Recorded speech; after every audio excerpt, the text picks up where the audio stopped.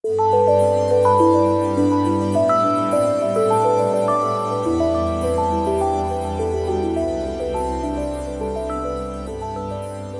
بالله من الشيطان الرجيم بسم الله الرحمن الرحيم الحمد لله رب العالمين والصلاة والسلام على سيدنا محمد وعلى آله وأصحابه أجمعين. Fusus al-Iman is a concise format of explanations related to Sahih Iman based on Tafsir Asadi and Irshad al-Asadi. This book series is named Fusus al-Iman, Bezels of Faith, with the intention that it may be used by the people as an anchor of Sahih Iman when sailing in the oceans of knowledge of Quran and Ahadith. For the students of Quran and Ahadith, Fusus al-Iman can act as a primer that will help them solidify their Iman and prepare them for facing the onslaught of deviant sects who misinterpret the Quranic verses and Ahadith to lead them away from Islam. Since Sahih Iman is the essential requirement of salvation in hereafter, it is important to have correct understanding of all issues related to Sahih Iman to become eligible for salvation.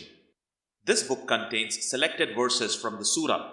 The explanations of these verses will, insha'Allah, benefit all Muslims of the world in protecting their Iman. الزانية والزاني فاجلدوا كل واحد منهما 100 جلدة ولا تأخذكم بهما رأفة في دين الله إن كنتم تؤمنون بالله واليوم الآخر وليشهد عذابهما طائفة من المؤمنين. Translation: The unmarried woman or man found guilty of adultery, punish each one of them with 100 lashes, and do not let compassion for them prevent you from obeying Allah's law, if you believe in Allah and the last day. And let a group of the believers witness their punishment. Explanation: The punishment prescribed in the above verse is known as prescribed punishment. It is required to be given publicly so that it serves everyone as a deterrent to stay away from the evil act. إن الذين جاءوا بالإفك عصبة منكم لا تحسبوه شرا لكم بل هو خير لكم لكل امرئ منهم ما اكتسب من الإثم والذي تولى كبره منهم له عذاب عظيم. Translation: Surely those who brought forth the slander against al-Mumineen Aisha radiyallahu ta'ala anha are a group among you. Consider it is not a bad thing for you, but it is a good lesson for you. Every person among them who took part has earned its sin, and as for the one among them who had the greater share, leading part in it, shall have a great punishment. Explanation: 10 verses 11 to 20 in this surah are revealed in defense of al-Mumineen Aisha radiyallahu ta'ala anha, who was slandered by some people. It was all started by one Abdullah bin Ubay, who was ringleader of the Munafiqeen, hypocrites in Medina al-Munawwara during Prophet ﷺ's time. Brief history. This incident took place during the return journey of Prophet ﷺ from the expedition to Bani Mustalik in 5 to 6 AH. The incident is recorded in many authentic books of Hadith. It is in Hadith. al-Mumineen Aisha radiyallahu ta'ala anha narrated that whenever Allah's Apostle ﷺ intended to go on a journey, he used to draw lots among his wives, and Allah's Apostle ﷺ used to take with him the one on whom lot fell. He drew lots among us during one of the Ghazwat. Ghazwa, plural Ghazwat, is the battle in which Prophet Muhammad ﷺ personally took part. This time lot fell on me, so I proceeded with Allah's Apostle ﷺ. This Ghazwa took place after Allah's commandment about veiling of women had been revealed. I was carried in Hawdaj, a closed compartment put on the back of camel used for carrying brides and important women. The Hawdaj was brought down when we came to a halt. We remained at that place and the Muslim army went ahead for the battle. We remained at this place till Allah's Apostle ﷺ had finished from that ghazwa and returned. On our return journey, when we were near the city of Medina, we halted for some time. After a brief halt, the Apostle ﷺ announced at night that it was time for move on to Medina. So when they announced the news of departure, I got up and went away from the army camps, and after finishing from the call of nature, I came back to my riding camel, but I realized that my necklace, which was made of zifar beads, Yemenite beads, partly black and partly white, are missing. So I returned to look for my necklace, and my search for it detained me for a while. In the meanwhile, the people who used to carry me on my camel came. It was dark in the night. They took my hawdaj and put it on the back of my camel on which I used to ride, as they considered that I was in it. In those days, women used to be very thin, as they did not get fat, and flesh did not cover their bodies in abundance, as they used to eat only a little food. Those people therefore disregarded the lightness of the hawdaj while lifting and carrying it, and at that time I was still a young girl. They made the camel rise and all of them left. I found my necklace after the army had gone. Then I came to their camping place to find no call maker of them, nor one who would respond to the call. So I intended to go to the place where I used to stay, thinking that when they will find me missing, they would come back searching for me. While I was sitting in my resting place, I was overwhelmed by sleep and slept. Safwan bin al-Muattal as-Sulami ad-Dakwani was behind the army. When he reached my place in the morning, he saw the figure of a sleeping person, and he recognized me on seeing me as he had seen me before the commandment of compulsory wheeling was prescribed. So I woke up when he recited this Quranic verse, Inna lillahi wa inna ilayhi raji'un. Surely we belong to Allah, and to whom shall we return? Al-Baqarah 156. As soon as he recognized me, I veiled my face with my head cover, and by Allah, we did not speak a single word, and I did not hear him saying any word. He dismounted from his camel and made it kneel down, putting his leg on its front legs, and then I got up and rode on it. Then he set out leading the camel that was carrying me till we overtook the army in the extreme heat of midday while they were at a halt. Because of this event, some people brought destruction among themselves, and the one who spread the slander on me was Abdullah bin Ubay ibn Salul, the chief of hypocrites in Medina. Urwa said the people propagated the slander and talked about it in his Abdullah bin Ubay's presence, and he confirmed it and listened to it and asked about it to let it prevail. Urwa also added, none was mentioned as members of the slanderous group besides Abdullah bin Ubay except Hassan bin Thabit and Mistah bin Utata and Hamna bint Jash, along with others about whom I have no knowledge, but they were a group as Allah said. It is said that the one who carried most of the slander was Abdullah bin Ubay bin Salul. Urwa added, al-Mu'mineen Aisha radiyallahu ta'ala anha disliked to have Hassan abused in her presence for his involvement in the slander because he defended the Prophet sallallahu alaihi wasallam by his poetry. She used to say, it was he who said, my father and my grandfather and my honor are all for the protection of Muhammad sallallahu alaihi wasallam's honor.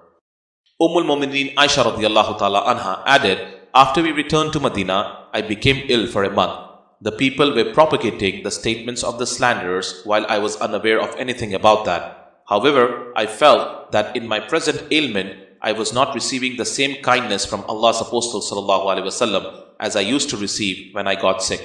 But now, Allah's Apostle sallallahu alaihi wasallam would only come, greet me and say, how is that, lady? And leave. That roused my doubts, but I did not discover the evil slander till I went out after my convalescence.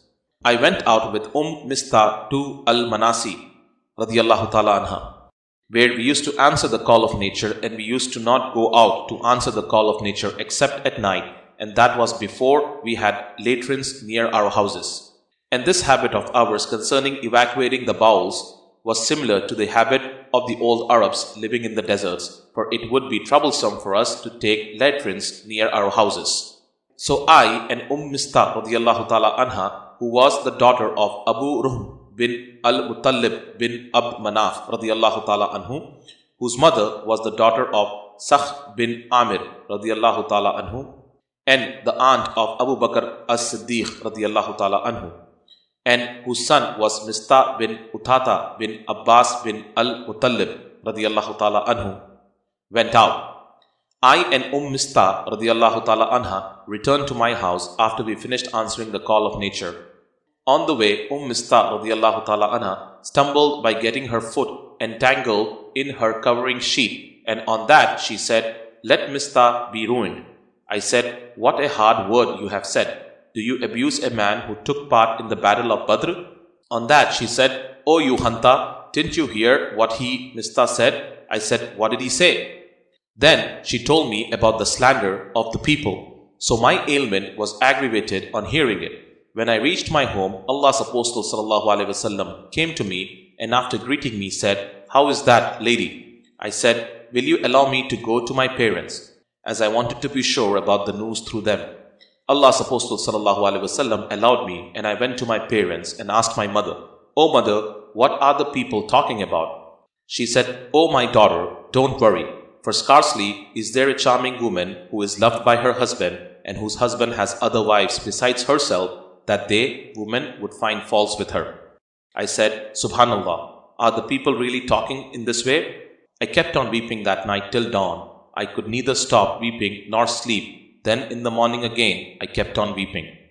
When the divine inspiration was delayed, Allah's Apostle sallallahu alaihi wasallam called Ali ibn Abu Talib and Usama bin Zaid radiyallahu ta'ala anhum to ask and consult them about divorcing me. Usama bin Zaid radiyallahu ta'ala anhu said what he knew of my innocence and the respect he preserved in himself for me. Usama radiyallahu ta'ala anhu said, "O Allah's Apostle sallallahu alaihi wasallam, she is your wife and we do not know anything except good about her." Ali bin Abi Talib radiyallahu ta'ala anhu said, "O Allah's Apostle sallallahu alaihi wasallam, Allah does not put you in difficulty and there are plenty of women other than she. Yet, ask the maid servant who will tell you the truth." On that, Allah's Apostle sallallahu alaihi wasallam called Barira radiyallahu ta'ala anha, the maid servant, and said, "O Barira radiyallahu ta'ala anha, did you ever see anything which aroused your suspicion?" Barira radiyallahu ta'ala anha said to him, "By him who has sent you with the truth, I have never seen anything in her, Aisha radiyallahu ta'ala anha, which I would conceal, except that she is a young girl who sleeps leaving the dough of her family exposed so that the domestic goats come and eat it." So on that day, Allah's Apostle sallallahu alaihi wasallam got up on the pulpit and complained about Abdullah bin Ubay bin Salul before his companions, saying, "O you Muslims, who will relieve me from that man who has hurt me with his evil statement about my family? By Allah, I know nothing except good about my family, and they have blamed a man about whom I know nothing except good, and he used never to enter my home except with me." Sa'd bin Mu'adh radiyallahu ta'ala anhu, the brother of Banu Abd al-Ashal, got up and said, "O Allah's Apostle sallallahu alaihi wasallam, I will relieve you from him. If he is from the tribe of Al-Us, then I will chop his head off. And if he is from our brothers, that is Al-Khazraj tribe, then order us and we will fulfill your order." On that, a man from Al-Khazraj tribe got up. Hassan, his cousin, was from his branch tribe, and he was Sa'd bin Ubadah, chief of Al-Khazraj tribe. Before this incident, he was a pious man, but his love for his tribe guided him into saying to Sa'd bin Mu'adh, "By Allah, you have told a lie. You shall not and cannot kill him. If he belonged to your people, you would not wish him to be killed." On that, Usayd bin Hudayr radiyallahu ta'ala anhu, who was the cousin of Sa'd bin Mu'adh radiyallahu ta'ala anhu, got up and said to Sa'd bin Ubadah, "By Allah, you are a liar. We will surely kill him, and you are a hypocrite arguing on the behalf of hypocrites." On this, the two tribes of Al-Aus and Al-Khazraj got so much excited that they were about to fight while Allah's Apostle sallallahu alaihi wasallam was standing on the pulpit. Allah's Apostle sallallahu alaihi wasallam kept on quietening them till they became silent, and so did he. All that day I kept on weeping with my tears never ceasing, and I could never sleep. The next morning my parents were with me, and I wept for 2 nights and a day with my tears never ceasing, and I could never sleep till I thought that my liver would burst from weeping. So while my parents were sitting with me and I was weeping, an Ansari woman asked me to grant her admittance. I allowed her to come in, and when she came in, she sat down and started weeping with me. While we were in this state, Allah's Apostle ﷺ came, greeted us and sat down. He had never sat with me since that day of the slander. A month had elapsed and no divine revelation came to him about my case. Allah's Apostle ﷺ then recited Tashahud, At-Tayyatu Lillahi wa Salawatu Tayyibatu, and then said, Amma Ba'd. Amma Ba'd is a segmentation tool. It serves to announce that the preceding part, that is Prophet ﷺ's recitation of Tashahud, was a preamble and he wanted to say something. The Apostle ﷺ said, O Aisha radiallahu ta'ala anha, I have been informed so and so about you. If you are innocent, then soon Allah will reveal your innocence, and if you have committed a sin, then repent to Allah and ask Him for forgiveness. For when a slave confesses his sins and asks Allah for forgiveness, Allah accepts his repentance. When Allah's Apostle ﷺ finished his speech, my tears ceased flowing completely, that I no longer felt a single drop of tear flowing. I said to my father, reply to Allah's Apostle ﷺ on my behalf concerning what he has said. My father said, by Allah, I do not know what to say to Allah's Apostle ﷺ. Then I said to my mother, reply to Allah's Apostle ﷺ on my behalf concerning what he has said. She said, by Allah, I do not know what to say to Allah's Apostle ﷺ. In spite of the fact that I was a young girl and had a little knowledge of Quran, I said, by Allah, no doubt I know that you heard this slanderous speech, so that it has been planted in your hearts, that is minds, and you have taken it as a truth. Now if I tell you that I am innocent, you will not believe me, and if I confess to you about it, and Allah knows that I am innocent, you will surely believe me. By Allah, I find no similitude for me and you, except that of Yusuf a.s. father, when he said, for me, patience in the most fitting against that which you assert. It is Allah alone whose help can be sought. Then I turned to the other side and lay on my bed, and Allah knew then that I was innocent and hoped that Allah would reveal my innocence. But by Allah, I never thought that Allah would reveal about my case by a divine revelation that would be recited forever, as I considered myself too unworthy to be talked to by Allah with something of my concern. But I hoped that Allah's Apostle ﷺ might have a dream in which Allah would prove my innocence. But by Allah, before Allah's Apostle ﷺ left his seat and before any of the household left, the divine revelation came to Allah's Apostle ﷺ. So there overtook him the same hard condition which used to overtake him when he used to receive divine revelation. The sweat was dropping from his body like pearls, though it was a wintry day, and that was because of the weighty statement which was being revealed to him. When that state of Allah's Apostle ﷺ was over, he got up smiling, and the first word he said was, O Aisha radiallahu ta'ala anha, Allah has declared your innocence. Then my mother said to me, get up and go to him, Allah's Apostle ﷺ. I replied, by Allah, I will not go to him, and I praise none but Allah. So Allah revealed the 10 verses. Verily, they who spread the slander are a gang among you. An-Nur 11-20, Bukhari. A few issues need to be clarified in this context. First question. Did the Prophet ﷺ know about the innocence of al-Mu'mineen Aisha radiallahu ta'ala anha? Answer. Surely, he was fully aware of it. It is in Hadith. The Apostle of Allah ﷺ said, by Allah, I see behind me as I see in front of me. Muslim, Book 4, Hadith number 119. It is in Hadith. Hudayfa radiallahu ta'ala anhu narrated, the Prophet ﷺ stood among us speaking for a long time and did not leave out one thing from that time until the rising of the final hour, except he told us about it. Whoever remembers it, remembers it, and whoever forgot it, forgot it. All those who were present know this. Some of it I might have forgotten, then I see it happen and remember it, just as someone would remember a man who had been away and then appears before him and he instantly recognizes him.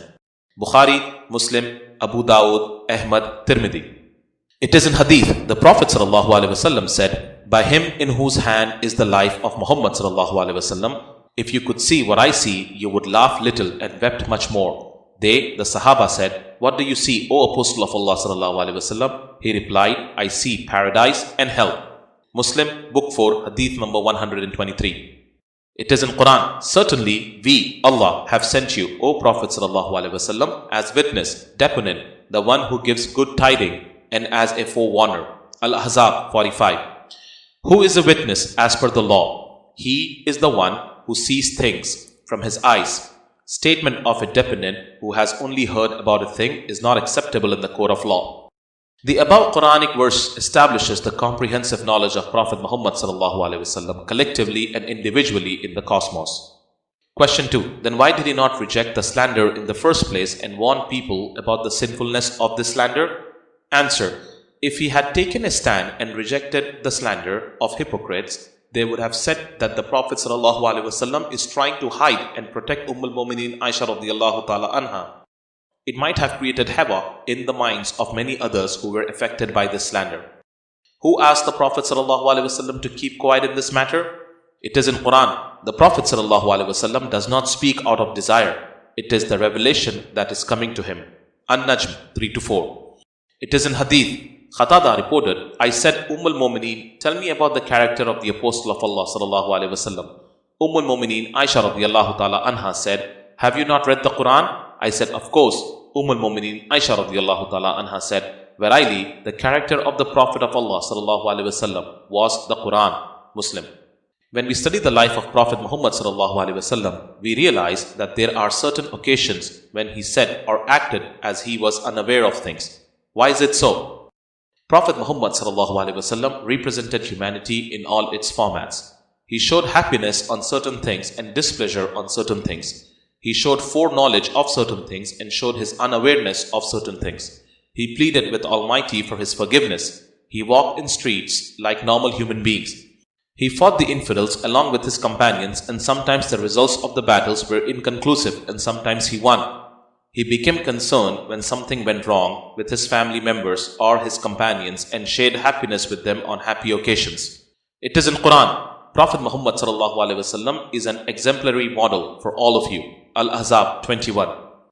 He is an icon of humanity. In other words, he is a perfect human being. Like him, there is none. He represents various facets of humanity at various stages of his life.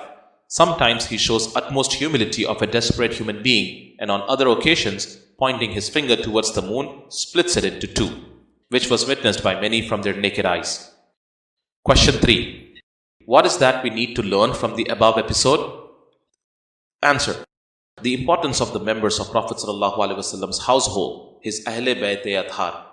Their place among Ummah is not just elevated because they were closely related to him. They shared all hardship and the tests and trials in life and became models of conduct for the entire Ummah till the day of resurrection. As Prophet ﷺ is unique among human beings, indeed his Ahle Bayt-e Athhar are also unique among his Ummah. Their respect and honor is mandatory upon all of us. ولا يأت لأولو الفضل منكم والسعة أن يؤتوا أولي القربى والمساكين والمهاجرين في سبيل الله وليعفوا وليصفحوا ألا تحبون أن يغفر الله لكم وَاللَّهُ غَفُورٌ رَحِيمٌ. Translation. Do not let the people of virtue and affluence among you swear to suspend donations to their relatives, the needy, and the immigrants in the cause of Allah. Let them pardon and forgive. Do you not love to be forgiven by Allah? And Allah is all forgiving, most merciful. Explanation. When the slander on al-Mumineen Aisha radiallahu ta'ala anha was spread, some people kept quiet while others talked about it privately, and this way it spread among a large number of people. Once the rumor mongers were reprimanded by Allah, the people who were angry on those who took part in spreading the rumor stopped giving any financial aid to them by taking an oath never ever to help them in any manner whatsoever. In the above verse, Allah commands that they should be pardoned as they have done repentance for their mistake, and the aid which was provided to them should be continued as usual. Indeed, Allah is all forgiving and most merciful. وَأَنكِحُوا الْأَيَامَ مِنكُمْ وَالصَّالِحِينَ مِنْ عِبَادِكُمْ وَإِمَائِكُمْ إن يكونوا فقراء يغنهم الله من فضله والله واسع عليم. Translation: Marry of those among you who are unmarried and those who are righteous among your male and female slaves. If they are poor, Allah will enrich them from His favor. Allah is all-encompassing and all-knowing. Explanation: It is in Hadith.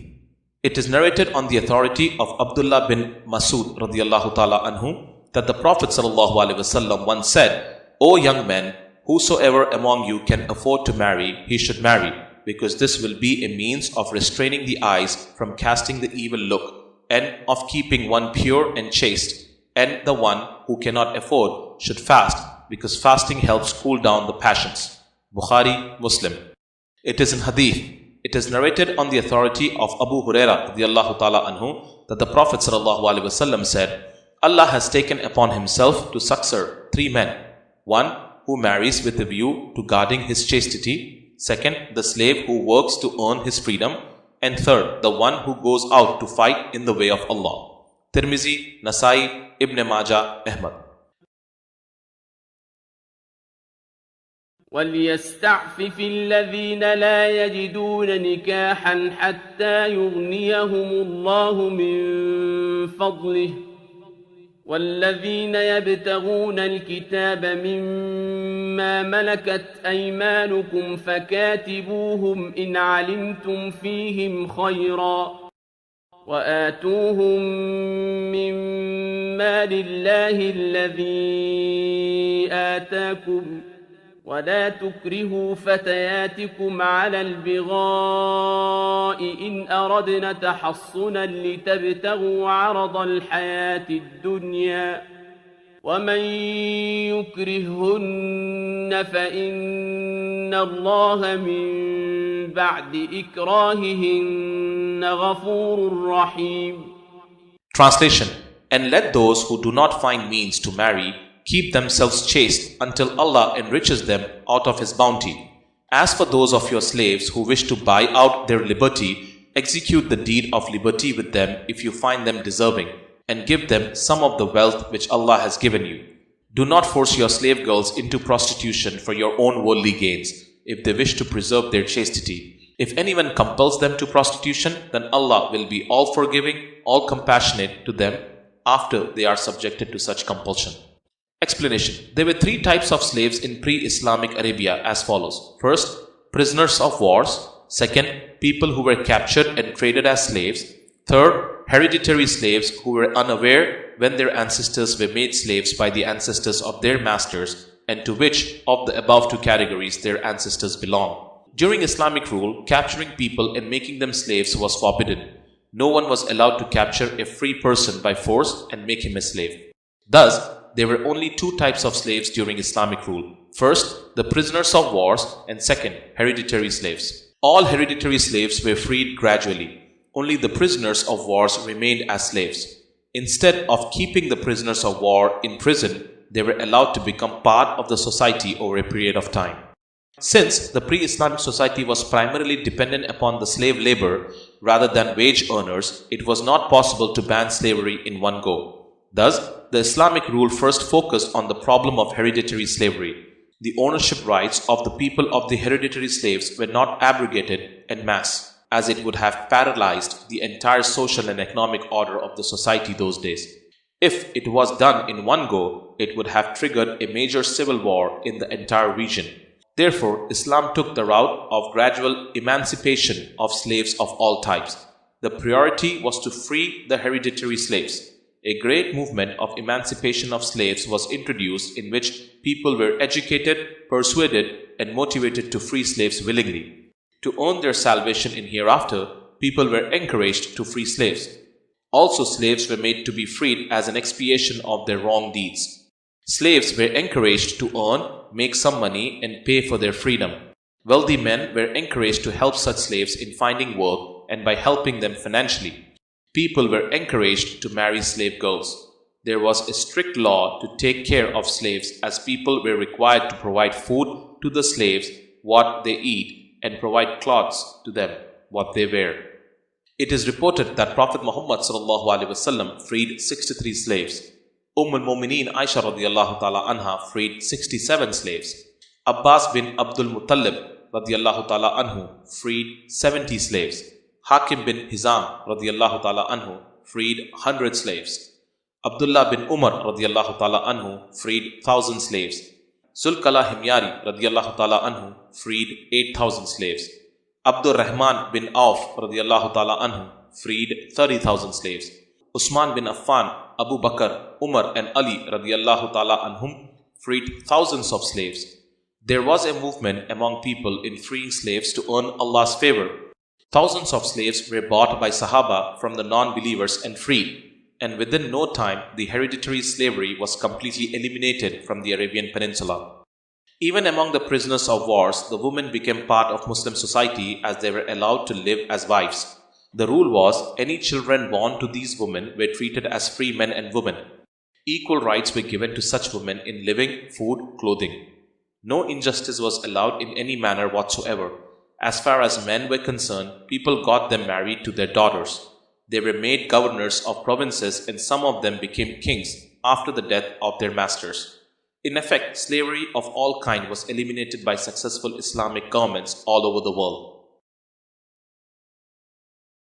الله نور السماوات والأرض مثل نوره كمشكاة فيها مصباح المصباح في زجاجة الزجاجة كأنها كوكب دري يوقد من شجرة مباركة زيتونة لا شرقية ولا غربية يكاد زيتها يضيء ولو لم تمسسه نار نور على نور يهدي الله لنوره من يشاء ويضرب الله الأمثال للناس والله بكل شيء عليم. Translation: Allah is the light of the heavens and earth. The similitude of His light is as a niche wherein is a lamp. The lamp is a glass. The glass is as it were a shining star. This lamp is kindled from a blessed tree, an olive neither of the east nor of the west, whose oil would almost glow forth of itself, though no fire touched it. Light upon light. Allah guides to His light whom He will, and Allah speaks to mankind in allegories, for Allah knows all things. Explanation: the light upon light mentioned in the above verse refers to Prophet Muhammad ﷺ. It is established from Quran and a Hadith that Allah created the nur of Prophet Muhammad ﷺ first, which is the abstract form of this cosmos, and from his nur he created the entire cosmos. First, Suyuti said in Al-Riyad Al-Aniqa, Ibn Jubair radiallahu ta'ala anhu and Ka'b al-Ahbar radiallahu ta'ala anhu said, what is meant by the second light in light upon light is Prophet Muhammad sallallahu alaihi wasallam, as it is also described in verse 46, Surah Al-Ahzab, as he is the apostle and the expositor and the conveyor from Allah of what is enlightening and manifest. Second, it is in Hadith. It is related that Jabir ibn Abdullah radiallahu ta'ala anhu said to Prophet sallallahu alaihi wasallam, O Apostle of Allah sallallahu alaihi wasallam, may my father and mother be sacrificed for you. Tell me the first thing Allah created before all things. The Prophet sallallahu alaihi wasallam said, O Jabir radiallahu ta'ala anhu, the first thing Allah created was the light of your Prophet sallallahu alaihi wasallam from his light, and everything else was created from that light. Part of Hadith. The above Hadith was narrated by Abdur Razzaq D. 211 AH in his Musannaf according to Khastalani in Al-Mawahib Al-Dunya 1-55 and Zarqani in his Shar Al-Mawahib 1-56 of the Matba Al-Amira edition, Cairo. There cannot be any doubt as to the reliability of Abd al-Razzaq as a narrator. Bukhari took 120 narrations from him while Muslim took 400.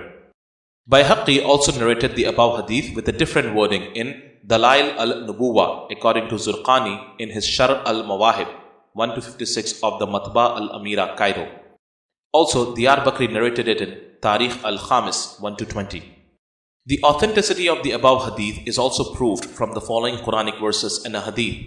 Third, it is in Quran. From Allah has come to you a light and a book manifest. Al-Ma'idah 15. The above verse is very clear in describing Prophet Muhammad ﷺ as Noor from Allah. In the exegesis tafsir of the above verse, many well-known ulama have confirmed that the light refers to Prophet Muhammad ﷺ. References: A. Suyuti in Tafsir al-Jalalain. B. Feruzabadi in the Tafsir Ibn Abbas entitled Tanwir al-Mikhbas, page 72. C. Imam Fakhr al-Din al-Razi in his Tafsir al-Kabir, 11-189. D. Khadi Baidawi in his Tafsir entitled Anwar at-Tanzil. E. Al-Baghawin in his Tafsir entitled Ma'lim at-Tanzil, 2-23. F. Al-Shirbini in his Tafsir entitled Al-Siraj al-Munir, page 360. G. The author of Tafsir Abi Saud, 4-36. H. Thanullah Panipati in his Tafsir Al-Mazhari, 3-67. I. Sheikh Muhammad Abdul Khadir Siddiqui Rahmatullah Alayh in his Tafsir Siddiqui. J. All ulama Ahl Sunnah in their translations and tafasir. K. Ibn Jarir al-Tabari in his Tafsir Jami al-Bayan, 6-92. L. Al-Khazin in his Tafsir, 2-28. M. Al-Nafasi in his commentary entitled Tafsir al-Madarik, 1-276. And Al-Khasimi in his Mahasin at-Tawil, 6-1921. N. Ahmad al-Sawi in his super commentary on Tafsir al-Jalalain, 1-258. M. Sayyid Mahmud al-Alusi in his commentary entitled Tafsir Ruh al-Ma'ani, 6-97.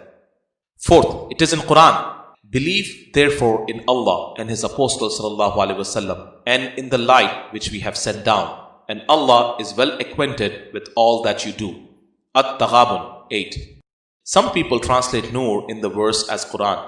If we translate it this way, it will contradict the verse mentioned at number 3 above. Thus, the meaning of the above verse is Allah commands human beings to believe in Allah, His Apostle Muhammad ﷺ, and the light of Prophet Muhammad ﷺ, which has come down upon humanity in the shape of Hidayah through Prophet Muhammad ﷺ via Quran Mubin and Siratul Nabi ﷺ. في بيوت أذن الله أن ترفع ويذكر فيها اسمه يسبح له فيها بالغدو والآصال. Translation: This light can best be obtained, and those guided to it are found in some houses that are usually concealed from people's eyes, and for which Allah has provided a way for them to be built and appreciated, and for His name to be mentioned and invoked therein. In them glorify Him in the morning and evening. Explanation: The above verse may be a reference to Khanqa, residence of Awliya Allah. It may also be a reference to some mosques where Sahih ul-Aqidah pious Muslims go for salah and zikr. أو كظلمات في بحر لجي يغشاه موج من فوقه موج من فوقه سحاب ظلمات بعضها فوق بعض إذا أخرج يده لم يكد يراها ومن لم يجعل الله له نورا فما له من نور. Translation: Or another parable for a disbeliever is like the darkness in a vast deep sea, overwhelmed with waves, topped by dark clouds, layers of darkness upon darkness. If a person stretches out his hand, he can hardly see it. The one for whom Allah has not made light, there is no light for him. Explanation: This is with reference to people who do not have Sahih Iman in their hearts. They live in darkness in this world and they will remain in darkness in hereafter.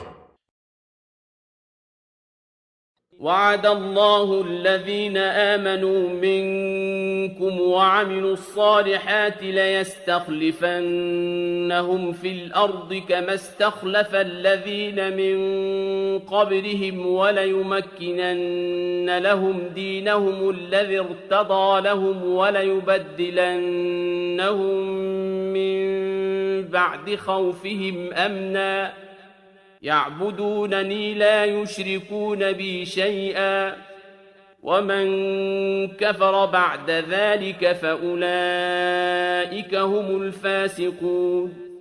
Translation: Allah has promised those of you who believe and do good deeds that He will most certainly make them vicegerent in the earth as He has made their ancestors before them, and that He will establish for them their religion, the one which He has chosen for them, and that He will change their present state of fear into peace and security. Let them worship me alone and not to commit shirk with me. And if anyone rejects faith after this, it is they who are the transgressors. Explanation: the above verse is such an assurance for our present-day Muslims who are globally suffering in the hands of the enemies of Islam. What is required is to have Sahih Iman and Taqwa. Join these two in your life, the rest will be taken care of by your Lord. He will make resources for you and will surely change your present state of humiliation in the world and will make you the vicegerent again on planet Earth.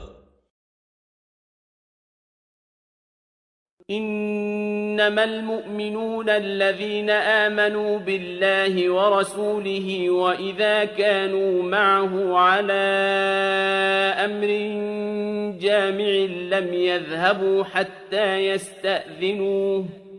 إن الذين يستأذنونك أولئك الذين يؤمنون بالله ورسوله فإذا استأذنوك لبعض شأنهم فأذن لمن شئت منهم واستغفر لهم الله إن الله غفور رحيم.